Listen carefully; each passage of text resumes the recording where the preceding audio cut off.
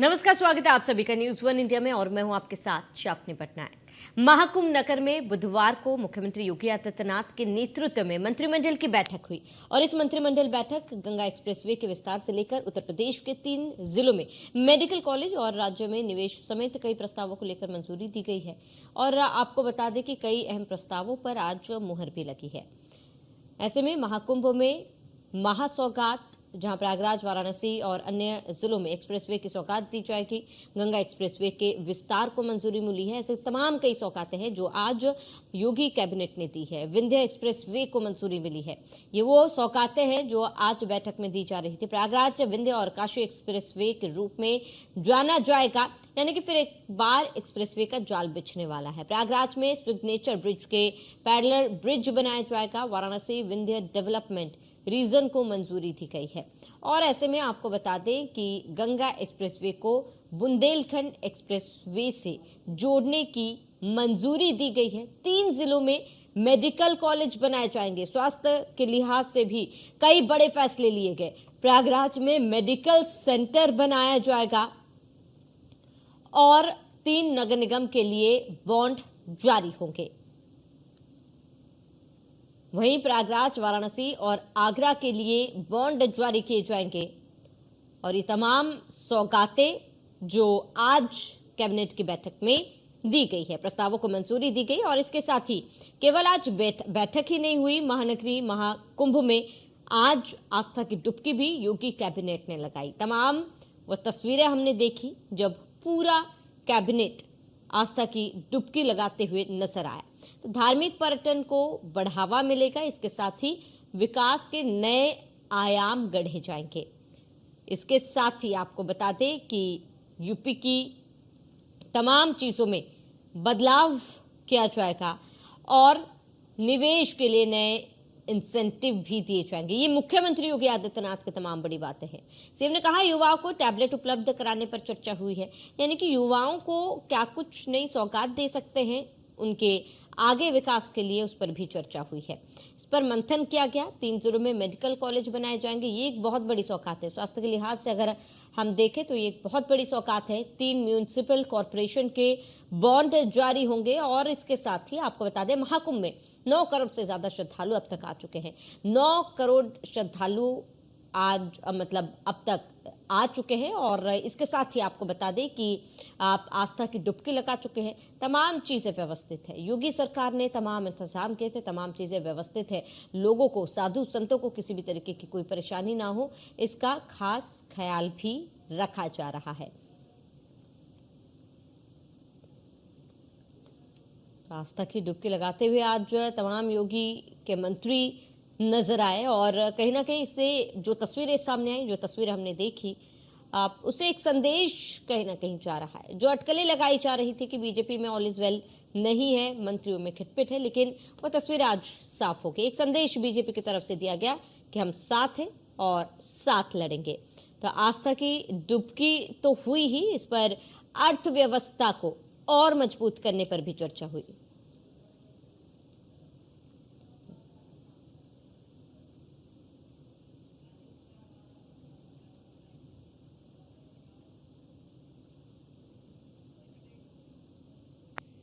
और हमारे साथ हमारे सहयोगी राजेश जुड़ चुके हैं सीधे प्रयागराज से। राजेश, आज का नजारा अद्भुत था क्योंकि योगी कैबिनेट की बैठक भी थी। योगी कैबिनेट ने आस्था की डुबकी लगाई। सबसे पहले राजेश, क्या नजारा वहां पर रहा, क्या तस्वीरें रही, क्या माहौल रहा?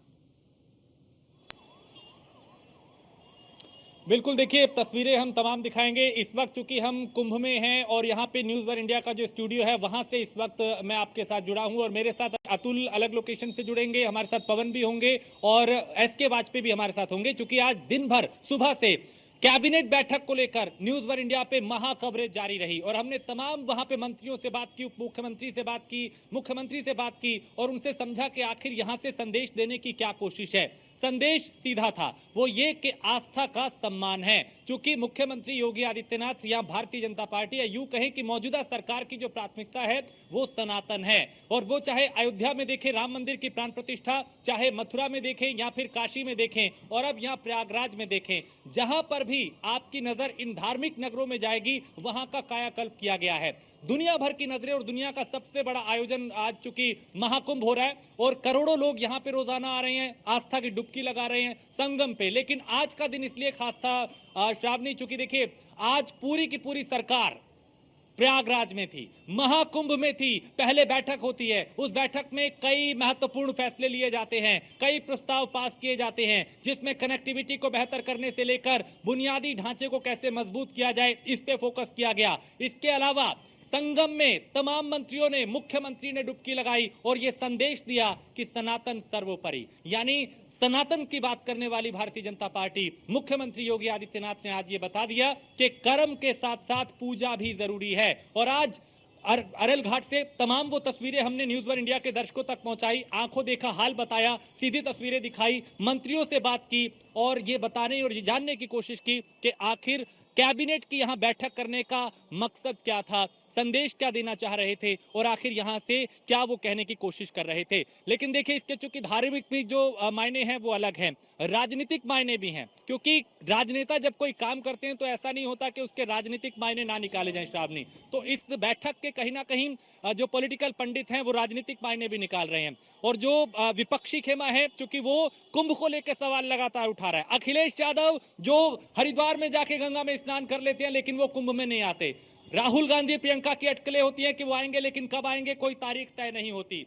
योगी आदित्यनाथ की पूरी सरकार, तमाम कैबिनेट मंत्री एक साथ यहां पहुंच जाते हैं और पहली बार नहीं, 2019 के कुंभ की बात करें तो उस वक्त भी यहां पे पूरी कैबिनेट ने आस्था की डुबकी लगाई थी और अब 2025। और इसके साथ एक और बात है, क्योंकि 22 तारीख है श्रावणी आज और 22 जनवरी है, यही 22 जनवरी 2024 में अगर हम जाएंगे तो उस दिन में आज खास इसलिए था क्योंकि उस दिन राम मंदिर की प्राण प्रतिष्ठा हुई थी और आज इसलिए खास है क्योंकि प्रयागराज में दुनिया का सबसे बड़ा धार्मिक आयोजन महाकुंभ चल रहा है और उस महाकुंभ को लेकर योगी सरकार यहां पे थी और उस दोनों दिन, क्योंकि 22 तारीख है, 22 जनवरी है 2024-2025, वहां पे अयोध्या पे फोकस था, यहां प्रयागराज पे फोकस है। कुल मिला के सनातन के लिहाज से 22 जनवरी चाहे 2024 हो, यहां 22 जनवरी 2025 हो, बेहद महत्वपूर्ण रही। और श्रावणी, मुख्यमंत्री जब प्रेस कॉन्फ्रेंस कर रहे थे, मैंने उनसे यही सवाल पूछा था कि क्या 22 तारीख को चुनने के पीछे मकसद क्या है,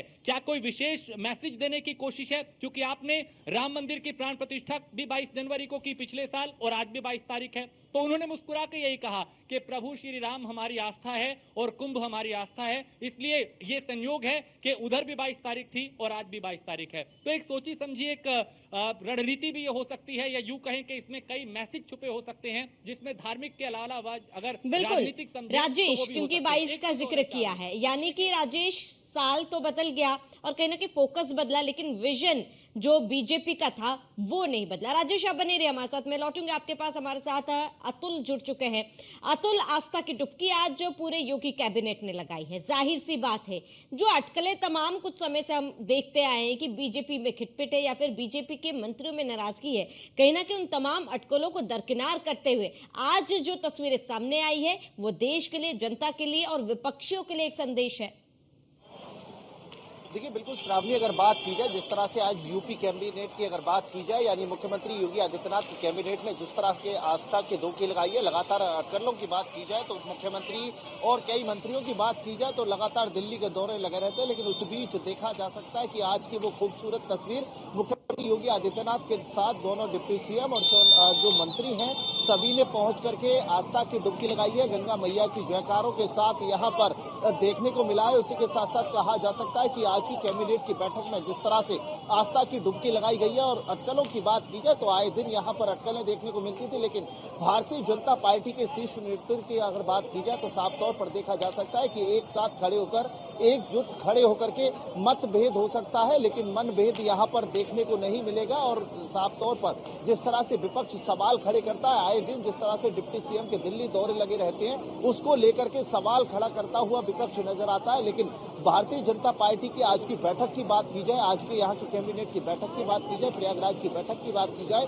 तो साफ तौर पर जाहिर हो गया है कि सनातन सर्वोपरि मानते हुए मुख्यमंत्री योगी आदित्यनाथ के साथ साथ सभी मंत्रियों ने आस्था की डुबकी लगाई है और गंगा मैया की जय बोलते हुए आस्था की डुबकी लगाने के बाद कई जो प्रस्ताव हैं हैं उनको यहाँ से मंजूरी मिली है। 2019 के कुंभ में जिस तरह से देखने को मिला था, यहाँ उससे ज्यादा अब की बार इस महाकुंभ में, यानी 144 साल बाद जिस तरह से महाकुंभ का योग बना है, उस योग के अंदर देखा जाए तो उत्तर प्रदेश के लिए कई बड़ी सौगात मिली है।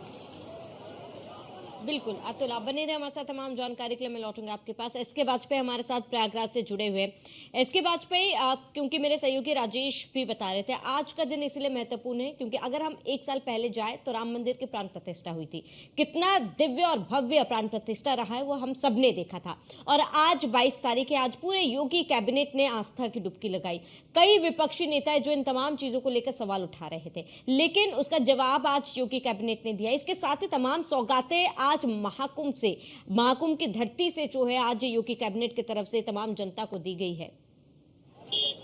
बिल्कुल निश्चित तौर पर, क्योंकि अगर हम देखें तो जिस तरीके से योगी सरकार ने इस आयोजन को किया है उसमें कई चीजें बड़ी हैं। सबसे बड़ी बात यह कि 12 कुंभ और 24 अर्ध कुंभ के बाद 144 साल के मौके के बाद कुछ ऐसा संयोग बना है जब ये महाकुंभ प्रयागराज में हो रहा है। हालांकि हर 12 साल में महाकुंभ होता है, लेकिन बावजूद इसके संयोग है और सीधे तौर पर सरकार इसके जरिए बड़ा मैसेज दे रही है। क्योंकि आज अपने वो तस्वीरें देखी होंगी कि पूरी की पूरी उत्तर प्रदेश सरकार आज प्रयागराज नगरी संगम में थी।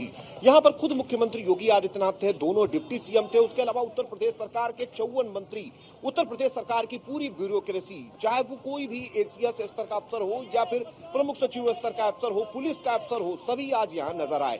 सीधे तौर पर इसके जरिए सरकार ने एक बड़ा पॉलिटिकल मैसेज दिया है और इस अवसर पर सरकार ने कैबिनेट क्या मंत्रिपरिषद बैठक करके, जिसमें सभी राज्य मंत्री स्वतंत्र प्रभार और कैबिनेट मंत्री शामिल थे, इसके जरिए एक मैसेज भी कन्वे करने की कोशिश की है। वो मैसेज है कि हम सनातन के साथ खड़े हैं। 22 जनवरी 2024 और 1 साल बाद 22 जनवरी 2025, सीधे तौर पर दोनों तारीखों को सरकार ने अविस्मरणीय बनाने की कोशिश की। इसके जरिए एक बड़ा संदेश देने की कोशिश की उन लोगों को जो लगातार सनातन को लेकर सवाल उठा रहे थे, हिंदुत्व को लेकर सवाल खड़े कर रहे थे, सरकार की अलग अलग चीजों को लेकर कहीं न कहीं अपनी आशंकाएं जाहिर कर रहे थे। उन बहुत सारी चीजों पर सरकार ने अपने इस आयोजन से पानी जरूर फेर दिया और विपक्ष के लिए कहीं न कहीं बड़ी चुनौती जरूर खड़ी कर दी है। उसकी वजह है कि पिछले, अगर हम जब से कुंभ शुरू हुआ है तब से लेकर अगर अभी तक के आंकड़ों पर नजर डालेंगे तो 9 करोड़ से ज्यादा लोग यहां पर आ चुके हैं। और विपक्ष के लिए सबसे बड़ी चुनौती यही है कि इन 9 करोड़ लोगों के अगेंस्ट में अगर कुछ भी वो बोलते हैं तो कहीं ना कहीं उसका पॉलिटिकल गलत मैसेज जाएगा जो 2027 के लिए नुकसानदायक हो सकता है। और सीधे तौर पर भारतीय जनता पार्टी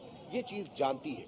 यही एक वजह है कि आज जब यहां पर मंत्रिपरिषद की बैठक हुई तो बहुत सारे ऐसे फैसले हुए जिनको लेकर सवाल उठे। सवालों की अगर हम बात करें तो सीधी सी बात है कि सरकार ने कोशिश की कि वो क्षेत्र जो पौराणिक धार्मिक महत्व से जुड़े हुए हैं उनको एक दूसरे से कनेक्ट किया जाए। गंगा एक्सप्रेसवे के लिंक मार्ग को बढ़ाया जाएगा, उसका विस्तार होगा, चित्रकूट इससे जुड़ेगा। प्रयागराज में जो सिग्नेचर ब्रिज है उसके पैरेलल में एक नया ब्रिज बनेगा। यहां पर एक बड़ा मेडिकल सेंटर होगा जो करीब 100 करोड़ की लागत से बनाया जाएगा। 3 जो म्युनिसिपल कॉर्पोरेशन है उनके बांड जारी होंगे, चाहे वो प्रयागराज हो या उसके अलावा वाराणसी, आगरा हो। सीधे तौर पर सरकार ने एक मैसेज जरूर कहीं न कहीं इसके जरिए दे दिया है। और अगर हम प्रयागराज की बात करें तो जैसा कि बाद में डिप्टी सीएम केशव प्रसाद मौर्य भी कह रहे थे, उन्होंने स्पष्ट किया कि ये जो इंफ्रास्ट्रक्चर यहां पर बढ़ाया जा रहा है, यहां के ट्रैफिक को देखते हुए, आने वाले 2031 के अर्ध कुंभ को देखते हुए हम व्यवस्थाएं कर रहे हैं ताकि जब आगे कभी अर्ध कुंभ हो तो यहाँ पर आने वाले श्रद्धालुओं को किसी तरीके की कोई परेशानी ना हो। हालांकि स्वच्छ कुंभ है, स्वस्थ कुंभ है और सुरक्षित कुंभ को लेकर हम लगातार काम कर रहे हैं। तो ये बड़ी चुनौती होगी दूसरे विपक्षी दलों के लिए। हालांकि यहां पर आने के लिए राहुल गांधी और प्रियंका की तरफ से भी घोषणा की जा चुकी है। कांग्रेस आधिकारिक तौर पर अभी डेट्स की घोषणा जरूर नहीं कर रही है।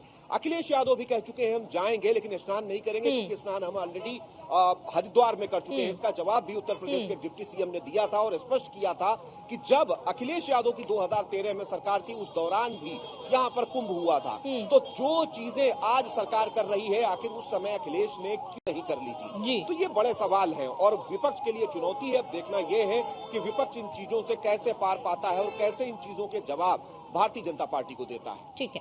ठीक है, आप बने रहे हमारे साथ। एसके वाजपेयी लौटेंगे आपके पास। और राजेश, आपका रुख करूंगी। राजेश, एसके वाजपेयी को सुन रहे थे हम, कहीं ना कहीं उन्होंने भी ये कहा कि विपक्ष के लिए आगे ये एक बहुत बड़ी चुनौती है। जिस सनातन को लेकर विपक्ष अक्सर हमलावर रहा है और उसी को ढाल जो है बीजेपी बनाती आई है। और अब इसी के साथ ही अगर हम आज की बात करें या फिर महाकुंभ की बात करें, महाकुंभ को दिव्य और भव्य बनाया गया। क्योंकि राजेश, आपने 2019 का जिक्र किया था, तब भी योगी मंत्रिमंडल ने आस्था की डुबकी लगाई थी और अब भी उन्होंने यही चीज की है। लेकिन वही विपक्षी अगर आप इन तमाम चीजों का विरोध कर रही है या फिर कटाक्ष कर रही है, तो आपको लगता है राजेश कि ये विपक्षियों का नुकसान है? असल में श्रावणी, हकीकत यह है कि जो विपक्ष है ना, वो बीजेपी के ट्रैप में फंस चुका है।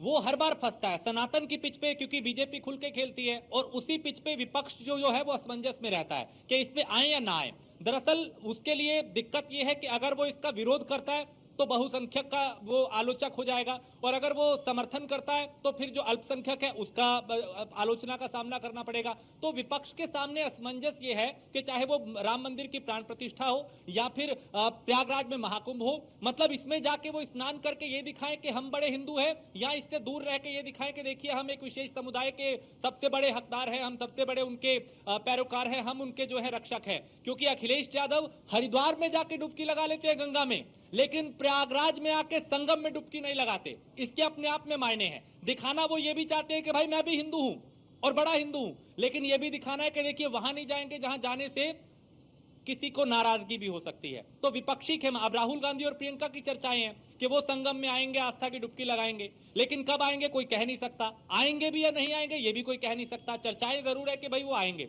लेकिन बड़ी बात यह है श्रावणी, विपक्ष का आपने जिक्र किया, विपक्ष दरअसल फंस चुका है बीजेपी के ट्रैप में कि वो अगर सनातन की बात करे, अगर हिंदुत्व की बात करें, अगर धर्म की बात करें, तो इस पिच पे वो असमंजस में रहता है कि समर्थन करें या विरोध करें, दोनों तरफ वो फंसता है। इसलिए बीजेपी की ये जो रणनीति है उसमें वो फंसता हुआ नजर आ रहा है और उसको ये समझ नहीं आता, चाहे अखिलेश यादव हो या राहुल गांधी, कि इनका विरोध करें या समर्थन करें।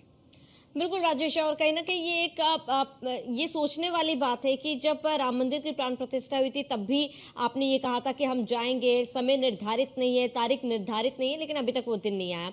और इसके साथ ही अभी भी वही तस्वीरें देखी जा रही है। मैं रुक करूंगी आपका राजेश। अतुल, आपका रुक करूंगी। अतुल, आपको लगता है कि ये जो एजेंडे विपक्षियों द्वारा सेट किए जा रहे हैं, अगर हम प्राण प्रतिष्ठा की बात कर लीजिए तब भी विपक्ष की तरफ से कोई नहीं वहां पर पहुंचा, और अब भी विपक्ष की तरफ से जो है महाकुंभ में फिलहाल कोई नहीं पहुंचा है, ऐसे में अतुल आपको लग रहा है कि ये विपक्षी जो है आप अपनी गलतियों से कुछ सीख ले रहे हैं? क्योंकि मुझे तो ऐसा होता हुआ कुछ नहीं दिख रहा।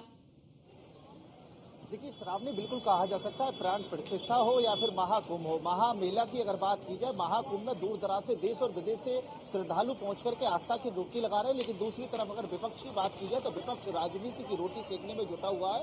हकीकत की बात की जाए तो इस वक्त जिस तरह से रणनीति मुख्यमंत्री की तरफ से तैयार की जाती है, आज की रणनीति को अगर लेकर के बात की जाए, कहीं ना कहीं विपक्ष एक चक्रव्यूह में फंसता हुआ नजर आता है। वो अगर उस चक्रव्यूह को तोड़ने की कोशिश करते हैं तो एक खेमा नाराज होगा, और उस चक्रव्यूह में फंसे रहते हैं तो सनातन पर जिस तरह से वो कटाक्ष करते हैं उसको लेकर के सनातनी घेरते हुए नजर आते हैं। कहीं ना कहीं अगर राजनीति की बात की जाए, विपक्ष के नेता लगातार जिस तरह से आस्था की डुबकी अखिलेश यादव हरिद्वार में जाकर लगाते हैं, हमारे सहयोगी ने बताया और देखा भी हमने कि जिस तरह से अखिलेश यादव आस्था की डुबकी लगाने के लिए हरिद्वार पहुंचते, वो सनातन को साधने के लिए पहुंचते, लेकिन सनातनी और साधु संतों की अगर बात की जाए तो वो यहाँ पर प्रयागराज में मौजूद है। और कहीं ना कहीं कहा जा सकता है कि प्राण प्रतिष्ठा को लेकर के विरोध करते हुए अखिलेश यादव नजर आए हो या राहुल गांधी नजर आए हो, लगातार कई बड़े सवाल खड़े किए थे कि मंदिर अधूरा है, अभी पूरा नहीं हुआ है, ये नहीं हुआ है, ये नहीं हुआ, ये होना चाहिए था, इस तरह की बातें सामने आई थी। वहीं लगातार अखिलेश यादव महाकुंभ को लेकर के जिस तरह से सवाल खड़े करते हैं, कभी आग लगती है तो उस पर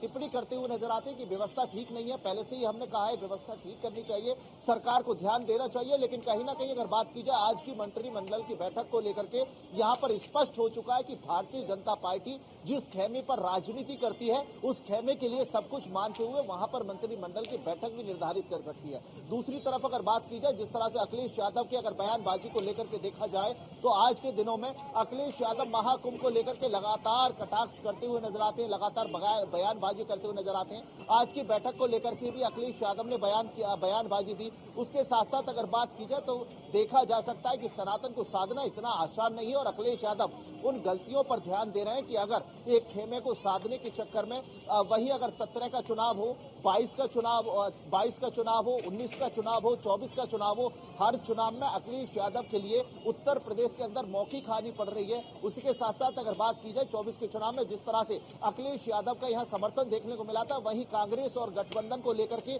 कहीं ना कहीं अखिलेश यादव की जो परसेंटेज है वोटिंग की वो बढ़ी थी। लेकिन आने वाले चुनाव को लेकर के मिलकपुर चुनाव की अगर बात की जाए, उपचुनावों की अगर बात की जाए, तो कहीं ना कहीं विपक्ष के नेताओं के हाथ से पसीने निकलते हुए नजर आए थे। लगातार जिस तरह से बयानबाजी करते हुए नजर आए थे, सरकार को घेरते हुए नजर आए थे। मिलकपुर सीट के बाद 27 के चुनाव को लेकर के जो प्रक्रिया है उस पर सनातन इकट्ठा होकर के जो यहाँ पर देखने को मिला है। लगातार सनातनियों की अगर बात की जाए, साधु संतों की बात की जाए, जिस तरह से सरकार की यहाँ पर तारीफें की जा रही हैं, सरकार की व्यवस्थाओं को लेकर के यहाँ पर जो संत हैं उनके बयानबाजी यहाँ पर देखने को मिलते हैं। वहीं विपक्ष के नेताओं को लेकर के राहुल गांधी, प्रियंका गांधी आस्था की डुबकी लगाने की बात कर रहे हैं, लेकिन अभी कोई निर्धारित नहीं है कब आएंगे नहीं आएंगे। प्राण प्रतिष्ठा में अगर देखा जाए तो विपक्ष के बड़े नेताओं की अगर बात की जाए, अखिलेश यादव ने बयान दिया था राम बुलाएंगे तो अवश्य जाएंगे। वहीं संगम की अगर बात की जाए तो यहाँ पर भी वही अखिलेश यादव के बयान है कि अगर गंगा माँ बुलाएंगी तो अवश्य जाएंगे, संगम में जाएंगे, हरिद्वार जाकर के डुबकी लगाती है। लेकिन सवाल ये खड़ा होता है, क्या सनातन से बचने के लिए, उन परंपराओं से बचने के लिए अखिलेश यादव इस तरह का स्टंट करते हैं, लेकिन वो अपने ही चक्रव्यूह में फंसते हुए नजर आते हैं। क्योंकि उत्तर प्रदेश के मुख्यमंत्री योगी आदित्यनाथ की रणनीति के आगे कहीं ना कहीं विपक्ष खेमा इस समय फेल नजर आ रहा है। जिस तरह से आज की कैबिनेट की बैठक प्रयागराज से हुई है, कई महत्वपूर्ण प्रस्ताव हैं जिन पर मोहर लगी है, कई अहम ऐसे प्रस्ताव हैं जिन पर युवाओं को लेकर। अतुल, लौटूंगा आपके पास। तो एसके वाजपेयी, आपका रुख करूंगी। एसके वाजपेयी, एक सीधा सवाल ये कि क्योंकि बीजेपी दूर तक सोचती है, दूर तक देखती है, ऐसे में आज जो सौगातें दी गई है, जाहिर सी बात है 2027 का एक प्लान जो है बीजेपी के दिमाग में, एक रोड मैप जो है बीजेपी के दिमाग में।